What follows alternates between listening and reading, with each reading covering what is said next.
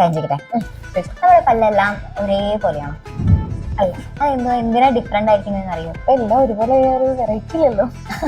അതുകൊണ്ടല്ല, ഓരോ സാധനങ്ങൾ കഴിക്കണം എന്നുണ്ടെങ്കിൽ ഇപ്പൊ നമുക്ക് ചിക്കൻ മിസ് ഇങ്ങനെ മറ്റേ ചോക്ലേറ്റ് കഴിക്കുന്ന പോലെ ഇങ്ങനെ കഴിക്കില്ലല്ലോ. അല്ല, അതിങ്ങനെ ഒഴിച്ച് കയറി കഴിക്കണം. പിന്നെ ചോക്ലേറ്റ് ഒക്കെ ആണെങ്കിൽ നമ്മളിപ്പോ ഫ്രണ്ടിലെ പല്ല് വെച്ചിരിക്കും അല്ലേ. ഇപ്പൊ ചോറൊക്കെ കഴിക്കുകയാണെങ്കിലോ ബാക്കിലെ പല്ലിൽ വെച്ചിട്ടാണ് നമ്മൾ കഴിക്കാം അല്ലേ.